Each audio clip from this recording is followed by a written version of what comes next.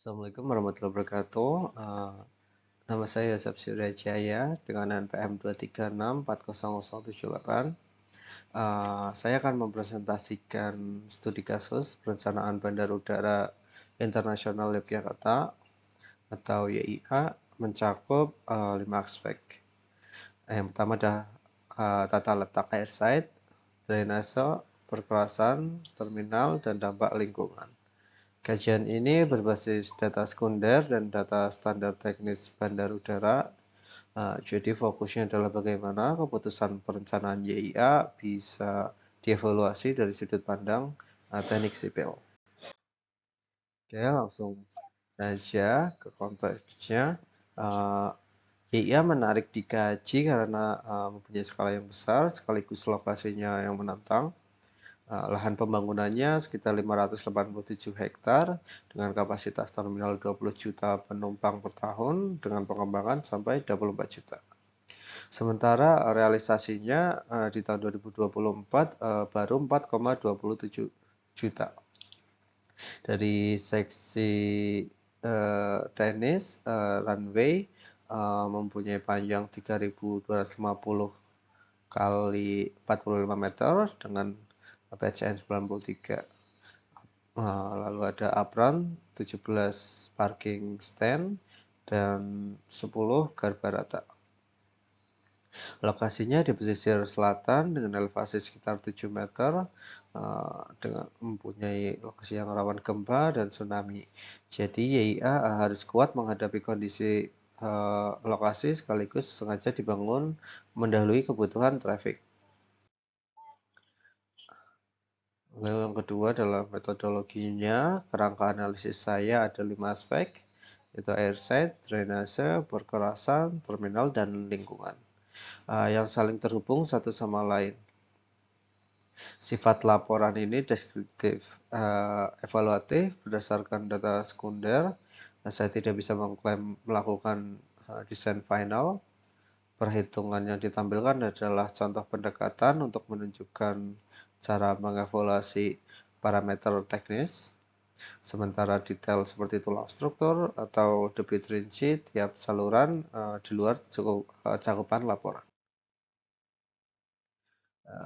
Lalu bandar udara harus dibaca sebagai satu sistem, bukan bagian-bagian terpisah.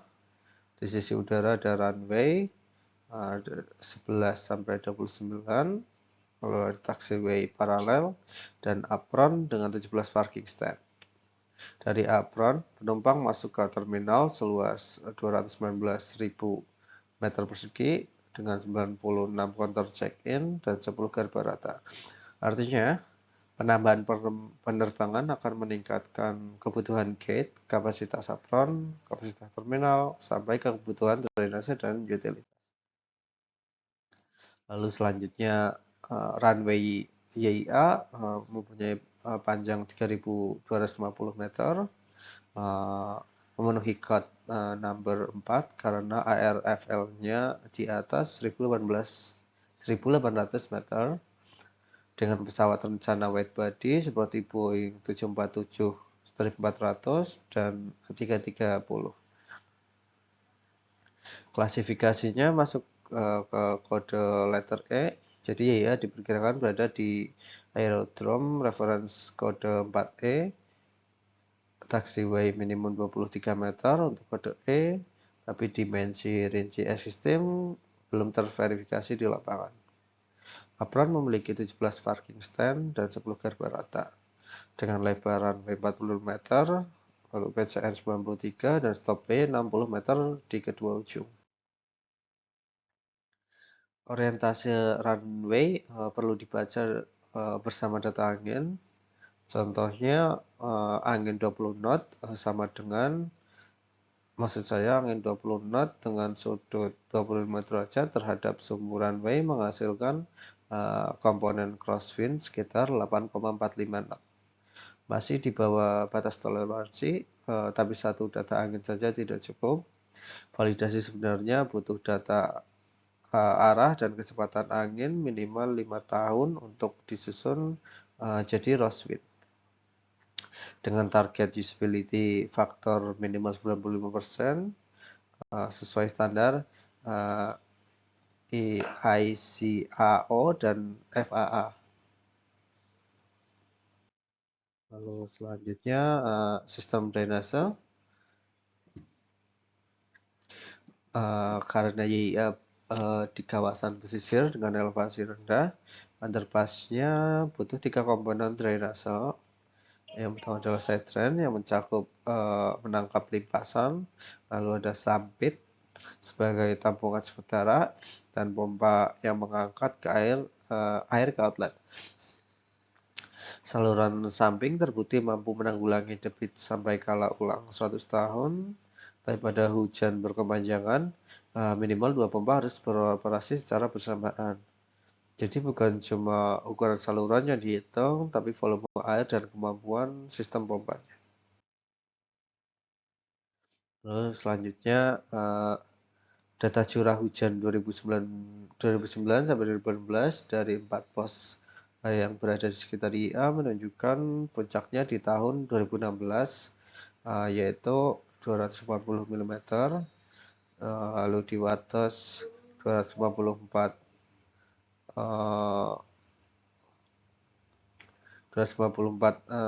mm di Kokap, menandakan hujan ekstrim memang jadi parameter penting. Sebagai contoh, penerapan metode rasional dengan sistem koefisien pengaliran 0,85, intensitas 90 mm per jam, dan luas tangkapan 0,05 km persegi. Debit puncaknya sekitar 1,064 meter kubik per detik. Lalu selanjutnya adalah grafik ini membandingkan debit puncak limpasan pada 4 zona drainase, yaitu barat utara, barat selatan, timur utara, timur selatan, terhadap kapasitas saluran minimum di tiap kala ulang. Debit rencana sekitar 1,064 meter kubik per detik, sementara kapasitas saluran secara ilustratif sekitar 3,74. Jadi marginnya cukup besar di keempat zona, tapi kapasitas saluran bukan satu-satunya isu. Pompa sempit dan pemeliharaan sedimentasi tetap harus andal.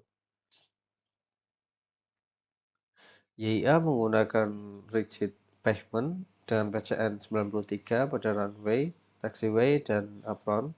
Berbeda dari kebanyakan bandara udara yang dipakai adalah flexible pavement. Pilihan ini masuk akal karena umur layang yang panjang, tahan terhadap air untuk di iklim yang tropis, cocok untuk beban statis di apron, dan dibangun dengan metode slipform paving yang presisi. Namun evaluasi HCN terhadap PCN perlu diperbarui setiap kali ada tipe pesawat yang baru yang beroperasi. PCN runway IA adalah sekitar 93. Sebagai contoh, Airbus A330-300 memiliki HCN sekitar 47 sampai 58, sedangkan Boeing 777-300ER sekitar 65 sampai 75. Karena keduanya masih di bawah PCN 93, secara ilustratif kedua pesawat itu bisa beroperasi tanpa pembatasan berat. Tapi angka ACN sebenarnya berubah tergantung dari berat pesawat, konfigurasi roda, dan kondisi tanah dasar. Lalu ke fasilitas terminal. Di terminal Bandara YIA memiliki luas sekitar 219.000 meter persegi, dirancang untuk 20 juta penumpang per tahun, bisa dikembangkan sampai 24 juta penumpang per tahun. Dengan realisasi di tahun 2024 baru sekitar 4,27 atau sekitar 21% dari kapasitas rencana, ini menunjukkan strategi build ahead of demand, membangun kapasitas sebelum kebutuhannya benar-benar sebesar itu. Dengan integrasi kereta api bandara jadi salah satu kunci untuk mendorong traffic ke depan. Dengan pendekatan level of service dari IATA yang mengelompokkan pelayanan A sampai F, ilustrasi laporan memakai asumsi 2.500 penumpang, jam sibuk, dan 87.600 meter persegi area keberangkatan, menghasilkan rasio sekitar 35 meter persegi per penumpang. Jauh di atas ambang loss A, artinya secara kapasitas ruang, kondisi terminal saat ini masih sangat longgar dibanding dengan trafik yang sekarang.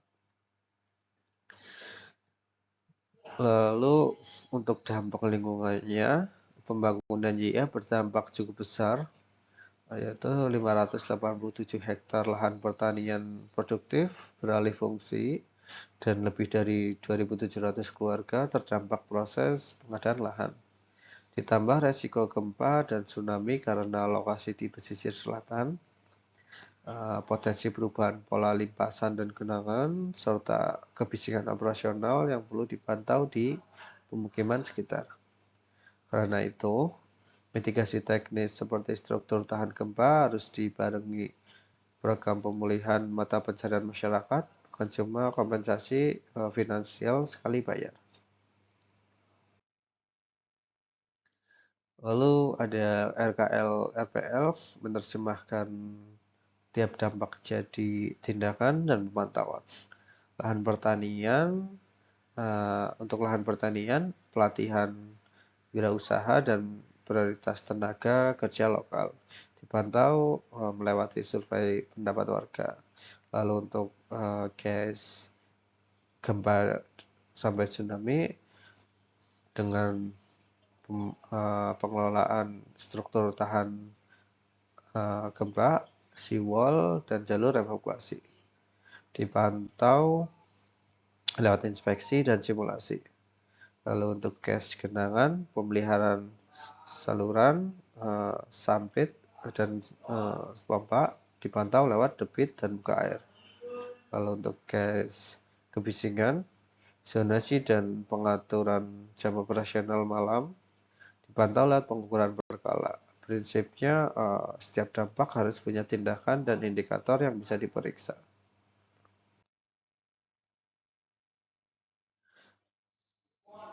Lalu menurut saya kekuatan JIA cukup jelas, yaitu runway panjang dengan kode 4E maksud saya, perkerasan PCN yang tinggi, terminal berkapasitas besar, sistem drainase underpass yang dilengkapi dengan pompa, dan mitigasi gempa tsunami yang matang. Sejak desain yang tetap perlu dijaga, yaitu validasi orientasi runway dengan windrows aktual, verifikasi geometri taxiway dari asphalt drawing, update evaluasi ACN PCN saat armada berubah, data hujan yang lebih lokal, dan keberlanjutan program livelihood restoration. Lalu hasil dari laporan saya mempunyai 5 kesimpulan utama. Yang pertama adalah airset YIA di kode 4E mendukung pesawat wide body. Yang kedua, drainase bergantung pada kombinasi saluran, sampit, dan pompa, terutama di underpass. Yang ketiga, perkerasan rigid dengan PCN 93, kuat tapi perlu di-follow secara berkala. Yang keempat, kapasitas terminal jauh di atas trafik saat ini. Lalu yang terakhir adalah dampak lingkungan dan sosialnya signifikan sehingga perlu mitigasi sekaligus pemulihan penghidupan berkelanjutan. Demikian presentasi laporan saya di studi kasus perencanaan bandara udara YIA. Terima kasih. Assalamualaikum warahmatullahi wabarakatuh.